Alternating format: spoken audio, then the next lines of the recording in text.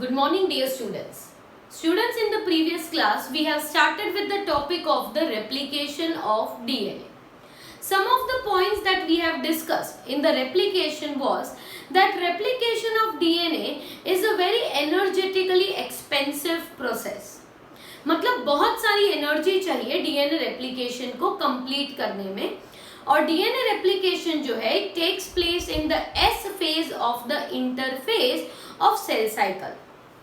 Replication में हमने देखा था that replication of DNA is semi conservative, semi discontinuous and bidirectional, out of which we know that why it is called semi conservative, because the two strands of the DNA will be separated from each other and they will act as template for the synthesis of the new strand. So that is why it was known as semi conservative. We have started with the process of replication, in which we discussed about the first point, which was activation of deoxyribonucleotides. How are deoxyribonucleotides activated? Here, the deoxyribonucleotide monophosphates were converted into triphosphates. That is, मतलब जो मोनोफॉस्फेट्स हैं उनको, मतलब जिनमें एक phosphate group है, उनको convert किया जाता है टू ट्राइफॉस्फेट्स। तो वो जो है वो उसे कहेंगे कि एक्टिवेशन ऑफ द डीऑक्सीराइबोन्यूक्लियोटाइड्स। उसके बाद हमने देखा था about the separation of the DNA strands, मतलब exposure of the DNA strands, जहां पे with the help of the enzyme helicase the two strands of the DNA got separated. The supercoiling which was found will be relieved by the enzyme topoisomerase, and the two strands of the DNA were stabilized by the enzyme single-stranded binding protein. It is going to stabilize what? It is going to stabilize the two separated strands of the DNA. And in this way, we have talked about the two important steps of the process of replication. Now the third step, at the end of the second step, we said that the two separated strands of the DNA will be forming a replication fork. The Y-shaped structure formed was known as replication fork. So next we move on to the third point for the DNA replication. That is, now what is going to happen is the attachment of the RNA primer. Attachment of the RNA primer. Now here, what is an RNA primer and what for attachment of the RNA primer? Let us discuss that with the help of the diagram. So we got this Y-shaped structure, right? यहाँ पे क्या है? Enzyme है helicase. Helicase जो enzyme है वो क्या कर रहा है? दोनों स्ट्रैंड्स को सेपरेट कर रहा है, और जैसे दोनों स्ट्रैंड सेपरेट हो जाते हैं, इस स्ट्रक्चर को हम क्या कहेंगे? रेप्लिकेशन फॉर्क कहेंगे। क्या कहेंगे? Replication fork. ठीक है, तो ये जो स्ट्रैंड है that will be from 5 prime to 3 prime, and this strand will be from 3 prime to 5 prime. ठीक है, ये हेलिकेज एंजाइम है, यहाँ पे मैं लेबल कर देती हूँ, this is the helicase enzyme, जिसका काम है to break the hydrogen bonds. Hydrogen bonds बीच में से ब्रेक होते जाएंगे। ठीक है, and this helicase enzyme is moving in this direction. Here we are adding one more enzyme जिसको हम कह देते हैं topoisomerase. Topoisomerase जो है वो पीछे के स्ट्रैंड, मतलब यहाँ पे तो हमने सेपरेट किया, पर ये जो आगे जो स्ट्रैंड है वो ज्यादा कॉइल हो जाएगा, एक्सेसिव कॉइल, और उस सुपर कॉइलिंग को थोड़ा रिलीव करने के लिए जो एंजाइम है वो है topoisomerase. ठीक है, दूसरा एंजाइम यहाँ पे आ जाएगा जो दोनों स्ट्रैंड्स, सेपरेटेड स्ट्रैंड्स को स्टेबिलिटी प्रोवाइड करेगा, which was single stranded binding protein SSB. ठीक है, okay, so now we move on. ये हमने ऑलरेडी समझ लिया है, इतना हमने ऑलरेडी प्रीवियस क्लास में डिस्कस कर लिया है. अब हम बात करते हैं about RNA primer. What is an RNA primer? RNA primer, it is a short, it is a short strand of RNA which is synthesized by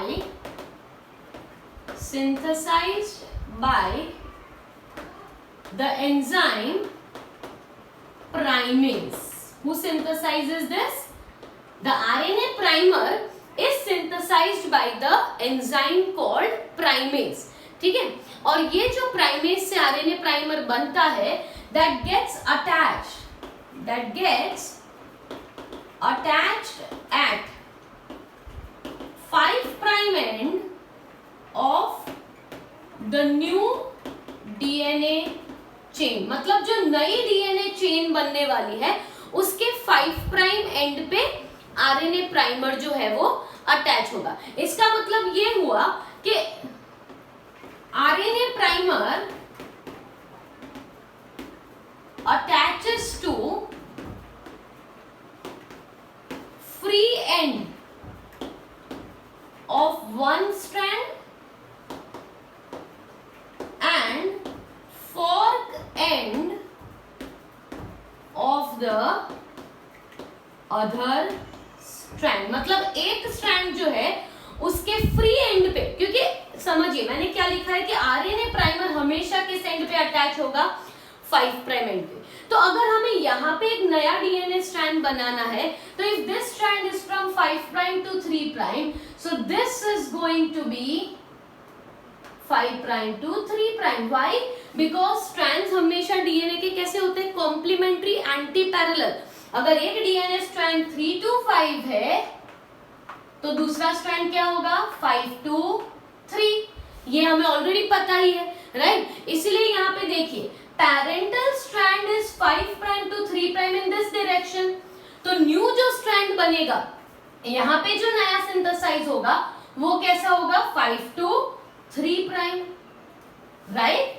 similarly ये वाला स्ट्रैंड 3 to 5 है, इसलिए यहाँ पे प्राइमर इस तरफ अटैच होगा, राइट? और ये कहाँ पे, मतलब ये 5 प्राइम है तो ये क्या आएगा, 5 प्राइम, और ये क्या आएगा, 3 prime end, right? So here we can say that what is going to happen is that one is from 5 prime to 3 prime, तो उसका प्राइमर कहाँ पे अटैच हो रहा है, फ्री एंड पे. रेप्लिकेशन फॉर्क के फ्री एंड पे अटैच हो रहा है primer. What is this small stretch of RNA strand known as, this is known as primer. Primer जो है वो एक छोटी सी सीक्वेंस है आरएनए की. ये क्यों जरूरी है, क्योंकि DNA polymerase cannot attach nucleotides if there is no primer present. मतलब मान लीजिए कि आपको कुछ खाना बनाना है तो इंग्रेडिएंट्स तो चाहिए, तो सेम वे यहाँ पे डीएनए रेप्लिकेशन तो पॉलीमरेज करता है. Enzyme called DNA polymerase will be doing the process of replication, पर उसे एक इंग्रेडिएंट चाहिए, और वो इंग्रेडिएंट क्या है, एक छोटा सा आरएनए प्राइमर. और आरएनए प्राइमर कहाँ पे अटैच होगा, तो वो अटैच होगा सिर्फ 5 प्राइम एंड पे. तो 5 प्राइम एंड दो स्ट्रैंड्स में कहाँ पे आएगा, तो अगर ये पैरेंटल है तो पहला 5 प्राइम एंड इस तरफ आता है जो है टूवर्ड्स द फ्री एंड, और दूसरा कहाँ पे अटैच होगा, टूवर्ड्स द फॉर्क एंड. तो इसे कहेंगे फॉर्क एंड और इसे कहेंगे फ्री एंड. ठीक है, तो यहाँ पे अब प्राइमर अटैच हो गए हैं. नाउ इतना प्रोसेस हो गया, मतलब क्या हुआ कि initiation phase of replication has now completed. Okay, so this forms the initiation of replication. मतलब replication का इनिशिएशन हो गया है. ठीक है, इनिशिएशन कॉम्प्लेक्स बन गया है, इनिशिएशन हो गया है, इसे कहा जाता है इनिशिएशन कॉम्प्लेक्स. अब क्या होगा, अब सेकेंड स्टेप होगा जिसे कहा जाता है पॉलीमराइजेशन. क्या होगा, पॉलीमराइजेशन. और पॉलीमराइज करना मतलब एक के बाद एक न्यूक्लियोटाइड्स को ऐड करना. पर न्यूक्लियोटाइड्स को ऐड कौन करता है, the name of the enzyme is DNA polymerase. So now we are going to talk about the fourth step, and the fourth step is DNA polymerase attachment. ठीक है, तो DNA polymerase अगर हम prokaryotes की बात करें तो प्रोकैरियोट्स में होता है DNA polymerase 1, 2 and 3. तीन तरह के डीएनए पॉलीमरेज एंजाइम्स होते हैं, ठीक है। पॉलीमरेज 1 होता है, 2 होता है और 3 भी होता है। तो यहाँ पे पॉलीमरेज 2 जो है that is going to mainly perform the function of adding of the nucleotides, right? Whereas the polymerase 1 is a major repair enzyme. What is it? Polymerase 1 is a major repair enzyme. So it polymerase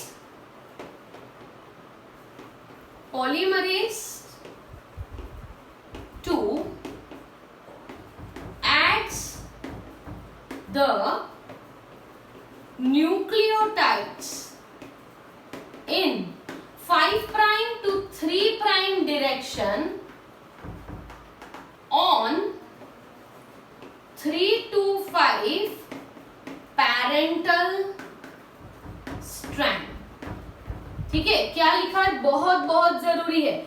polymerase जो enzyme है वो nucleotide सिर्फ और सिर्फ कौन से and पे attach कर सकता है, 3' एंड पे। कौन से एंड पे, 3' एंड पे। मतलब अगर ये डीएनए स्ट्रैंड पेरेंटल स्ट्रैंड है और ये कौन सी डायरेक्शन में है, 5 to 3, ठीक है।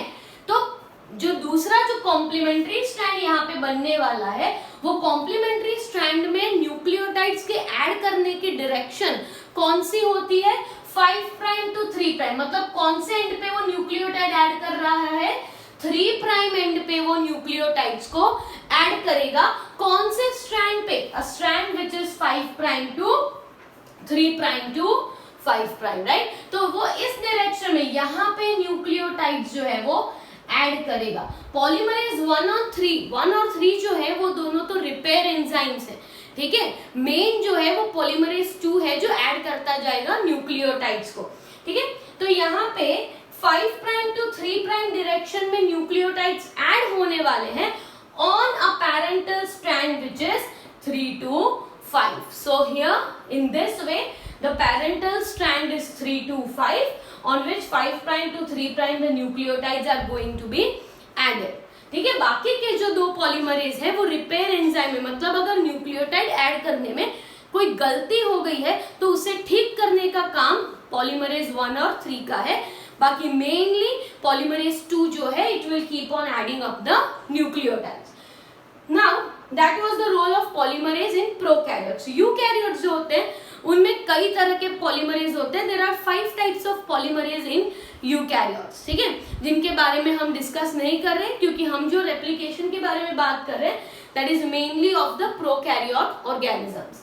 So that is DNA polymerase. Now fifth next step that is going to happen is base pairing. What is going to happen now? Base pairing. Now what is base pairing?